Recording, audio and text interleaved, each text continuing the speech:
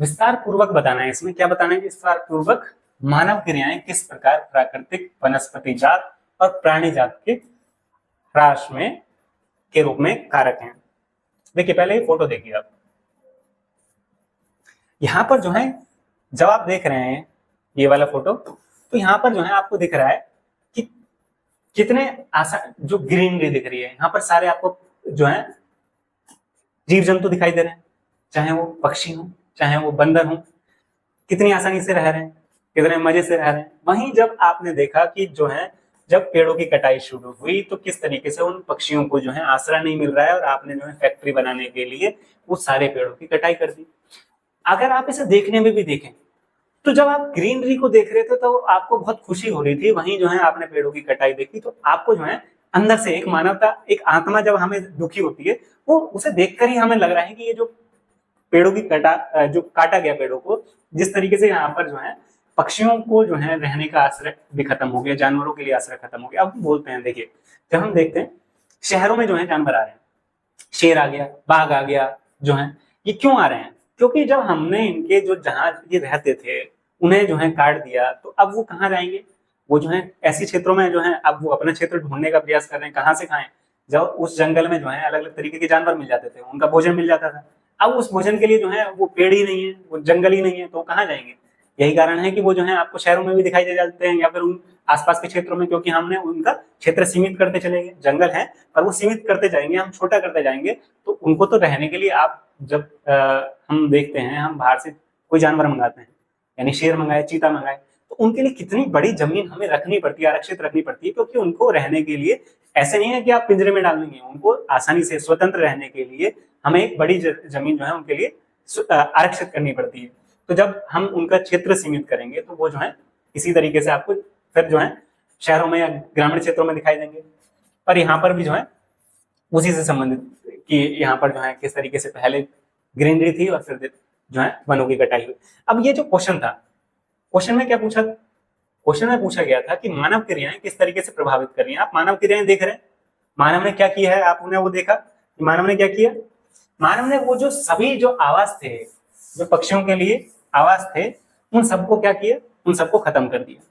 पक्षियों के आवास या फिर जीव जंतु के आवास वो सभी खत्म कर दिया और उससे जो है उनकी जो वनस्पति जात, यहाँ पे दो वर्ड थे, वनस्पति जात यानी पेड़ पौधों से संबंधित, प्राणी जात यानी जानवरों से, जीव जंतुओं से संबंधित, वो सभी जो आवास थे हमने खत्म कर दिए, जिसकी वजह से जो है अब क्या होगा, उनकी जो आगे का जीवन होगा वो कितना जो है दर्दनाक होने वाला है।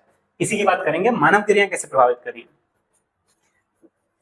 मानवीय गतिविधियां वनस्पति और जीवों के ह्रास को प्रभावित करती हैं। कैसे? भारत में जैव विविधता में गिरावट का कारण बना है।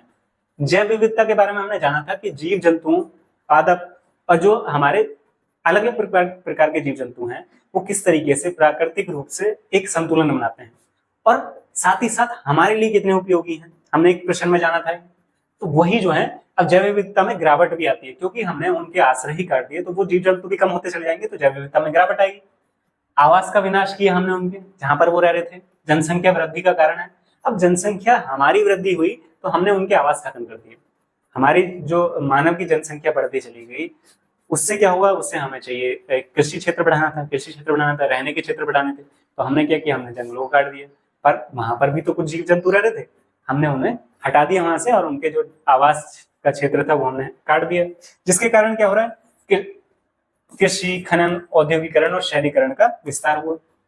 इसी सब की वजह से जनसंख्या वृद्धि हुई, तो जो आपका कृषि क्षेत्र था वो बढ़ा है, खनन क्षेत्र था वो बढ़ा है, औद्योगिकरण था वो बढ़ा, और साथ ही साथ शहरीकरण जो बढ़ा, इसी कारण बढ़ा।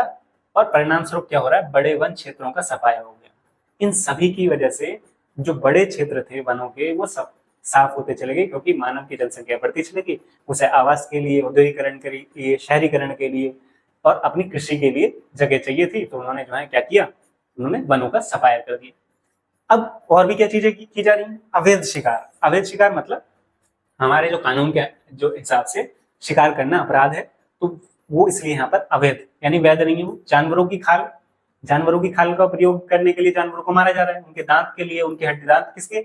आप हाथियों के देखें, हाथियों के दांतों को जो है ऑर्नामेंट्स के लिए, बहुत सारी चीजों के लिए इस्तेमाल किया जाता है, तो उसके लिए क्या कर रहे हैं? हम उस जानवर को मार रहे हैं, हड्डियों के लिए, दांतों के लिए, सींगों। तो एक सींग वाला गैंडा जो आपको असम के काजीरंगा नेशनल पार्क में मिलता है, तो उसे जो है वहां की गवर्नमेंट ने भी क्या किया, जब उन्हें जो है एक सींग वाले गैंडे के वो जो है सींग मिले, उन सभी से उन्होंने उसे जो है खत्म कर ताकि उसका इस्तेमाल ना करे कोई और, उससे जो है एक जो है किसी स्टैचू बनाया उन्होंने। क्यों? क्योंकि वो दिखाने के लिए भैया उन जानवरों को आपने क्यों मारा, एक सिर्फ सींग के लिए एक उस जानवर को पूरी तरीके से आपने जो है खत्म कर दिया, आपको जो है दया भी नहीं आई। तो ये सभी जो है हम अवैध शिकार हैं, जो किस कारण हो रहे हैं वो यहाँ पर दिखाए, अवैध व्यापार भी किया जा रहा है और प्रगति इन प्रजातियों का विलुप्त होने के कगार पर आ रही है ये, क्योंकि हम इन सभी चीजों के लिए ना खत्म कर रहे हैं। मानव क्रियाएं आपने देखी, क्या क्या मानव क्रिया रही। सबसे पहले जैव विविधता में गिरावट आई, इसकी वजह से जनसंख्या वृद्धि हुई, तो ये सारी चीजें हमने बढ़ रही हैं, इसके लिए हमने क्या किया, वनों को काट दिया। अवैध शिकार हुए, अवैध शिकार क्यों हो रहे हैं, जो जानवर हैं, जीव जंतु हैं, उनसे संबंधित कोई उनकी खाल हो, दांत हो, उनके सींग हो, उनका जो है उपयोग करने के लिए हमने उन जानवरों को मार दिया। तो यही सब चीजें हैं जो मानव क्रिया हैं, जो कि हमारी प्राकृतिक वनस्पतियों को खत्म कर रही हैं और प्राणी जात को खत्म करने के लिए एक कारक के रूप में काम कर रही हैं। तो ये जो है हमें पूरी तरीके से खत्म करनी चाहिए, ताकि हमारी जो क्या जैव विविधता वो खत्म ना हो, और साथ ही साथ ये प्राणी जात और जीव जंतु हैं, इनको हम बचा सके, इन्हीं को संरक्षित कर सके। इसलिए गवर्नमेंट रूल भी लेके आती है, और परंतु हमारी आत्म जागरूकता भी होनी चाहिए, हमारे जो समुदाय में जागरूकता भी होनी चाहिए। इसके लिए एक छोटे से पेड़ काटने के लिए भी आपके जो आत्मा पर जोर पड़ना चाहिए। अगर आपको बहुत ज्यादा ये उसकी आवश्यकता है कि उस पेड़ को काटा ही जाएगा, तो उसकी जगह 10 या 15 पेड़ पौधे नए लगाए जाएं, क्योंकि एक बड़े पेड़ की भरपाई एक छोटा पौधा नहीं कर सकता।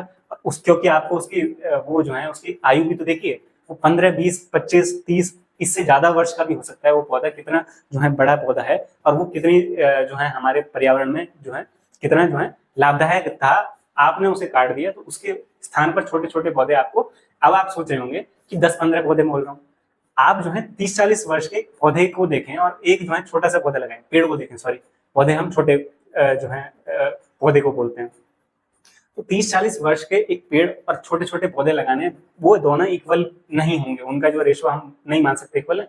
यहाँ पर हमने बात की कि अगर हम इस तरीके की जो है पेड़ की कटाई हो रही है, तो उसकी जगह हमें, आपने देखा भी होगा कि सुप्रीम कोर्ट जो है गाइडलाइन जारी करता है कि अगर पेड़ कहीं भी कटाई होती है पेड़ों की किसी भी वजह से, तो पहले तो आपको उसके लिए परमिशन लेनी होगी। अगर उसकी कटाई होती है तो उसकी जगह आपको बहुत सारे पेड़ लगाने होंगे। ये किस लिए किए जा रहे हैं, ताकि जो है हम प्राकृतिक संतुलन बना सकें।